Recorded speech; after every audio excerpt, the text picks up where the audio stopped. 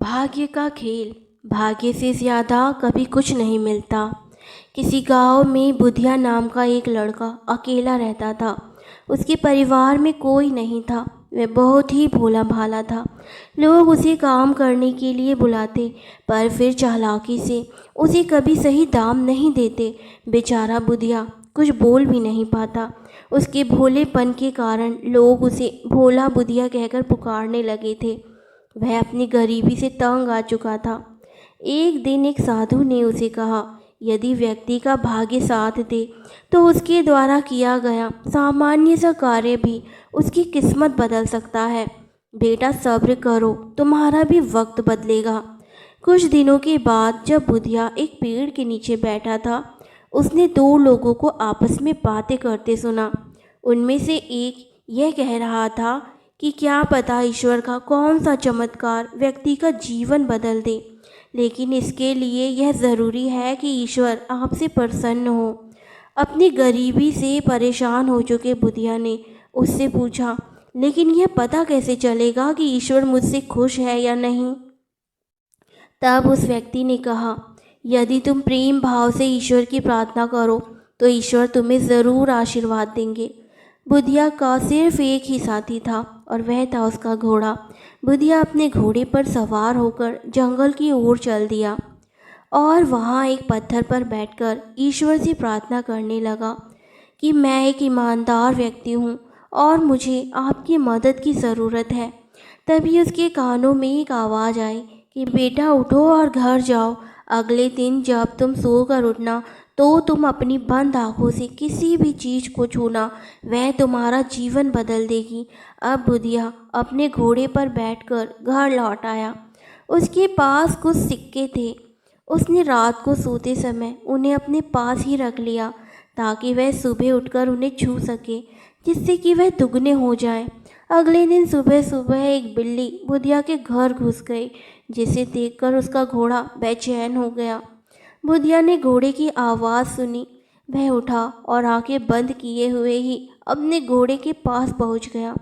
उसने अपनी आंखें खोली तो देखा कि सबसे पहले उसने अपने घोड़े के गले में बंधी हुई घंटी को छुआ है। बुधिया को जब ये एहसास हुआ कि उसने क्या किया है तो उसने अपना सर पकड़ लिया। सिक्के उसके बिस्तर के ठीक बगल में ही रखे हुए थे, जिसे कि उसने नहीं छुआ था। फिर वह सोचने लगा कि मेरे घोड़े के लिए मेरा प्यार ही शायद मेरी ज़िंदगी को बेहतर बना दे। उसने अपने घोड़े को साथ लिया और काम की तलाश में शहर की ओर निकल गया। कुछ दूर चलने के बाद वह थक गया। वह एक पेड़ के नीचे बैठकर आराम करने लगा। वहाँ उसने एक माँ को अपने छोटे से बच्चे के साथ देखा।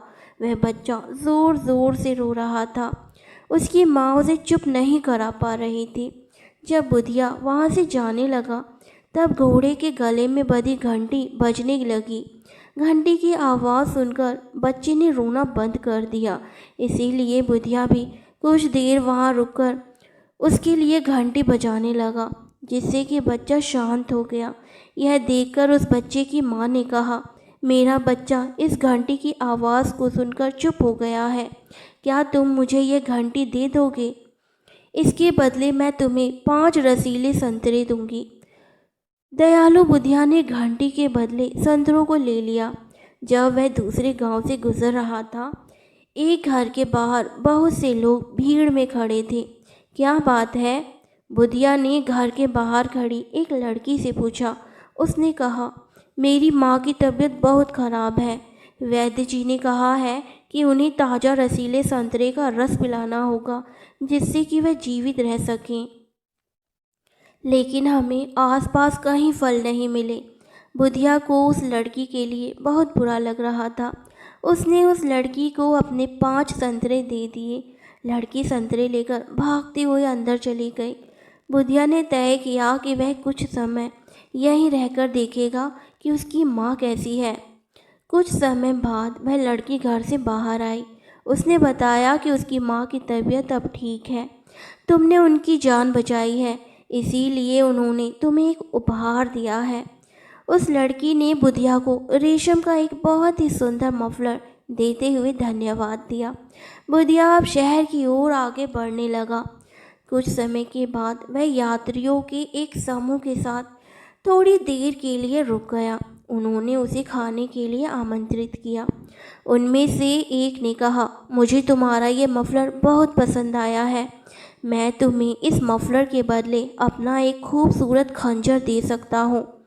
बुधिया मफलर के बदले खंजर लेने के लिए राज़ी हो गया। जब शहर पहुंचा तो शाम हो चुकी थी। वहाँ बहुत शोर मचा हुआ था। किसी ने बताया कि राजा की सवारी आने वाली है। जब राजा का आगमन हुआ तब राजा की नज़र बुधिया के कमर में लटके खंजर पर पड़ी तो राजा ने कहा, युवक, तुम योद्धा तो नहीं हो, पर मैं हूँ। तुम्हारे खंजर ने मेरा ध्यान अपनी ओर खींच लिया है। ये वैसा ही खंजर है जैसा मुझे चाहिए था। क्या ये खंजर तुम मुझे दोगे? महाराज, आप इसे ले सकते हैं, बुधिया ने तुरंत ही कहा। इसके बदले राजा ने उसे बहुत सारा धन दिया। उस धन से बुधिया ने कुछ सिक्के खर्च करके एक सराय में अपने लिए एक कमरा लिया। रात को खाना खाते समय उसने सुना एक व्यापारी अपने मित्र से कह रहा था कि मुझे इसी समय कुछ धन की आवश्यकता है।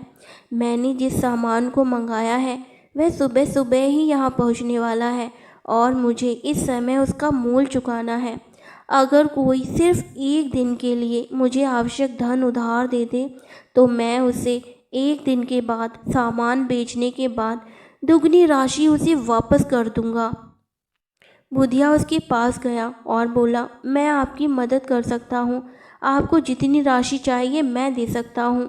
बस आप कल मेरी उतनी ही राशि मुझे वापस लौटा देना। यह देखकर व्यापारी हैरान था कि एक नौजवान बिना शर्त के उसकी मदद करने को तैयार है। व्यापारी ने कहा, मैं लाभ के रुपयों में से आधे रुपए तुम्हें दे दूंगा, तुम मेरा इंतज़ार करना। अगली शाम बुधिया ने व्यापारी का इंतज़ार किया। वह वापस आया और कहा, नौजवान, तुम अपने साथ मेरा सौभाग्य भी लाए हो। तुमने रात को जो धन मुझे दिया था, मुझे आशा थी कि वह धन दुगना हो जाएगा, लेकिन वह धन दुगना तो हुआ, पर सोने के सिक्कों के रूप में, क्योंकि खुद राजकुमारी ने मेरा सारा सामान खरीद लिया है। उसने सोने के सिक्कों से भरी एक बड़ी सी थैली बुधिया को दे दी और उसे अपना साझेदार बनने का प्रस्ताव दिया। बुधिया ने उसके प्रस्ताव को स्वीकार कर लिया और जल्दी ही वह बहुत ही अमीर व्यक्ति बन गया। उसने अपने घोड़े के लिए एक बहुत ही अच्छा अस्तबल बनवाया और उसके लिए एक नई घंटी भी खरीदी। एक दिन बाजार में उसे वही लड़की मिली जिसकी माँ ने उसे उपहार में मफलर दिया था। बुधिया ने लड़की के सामने विवाह का प्रस्ताव रखा। लड़की ने सहज ही प्रस्ताव स्वीकार कर लिया और उन दोनों का विवाह बड़ी धूमधाम से हुआ। एक दिन उसने अपनी पत्नी से कहा, जब एक व्यक्ति का भाग्य उसका साथ देता है तो एक साधारण सी घंटी भी उसकी किस्मत बदल सकती है। तो दोस्तों, यह थी आज की कहानी अगर अच्छी लगी हो तो इसे लाइक करें और हमारे चैनल को सब्सक्राइब करें।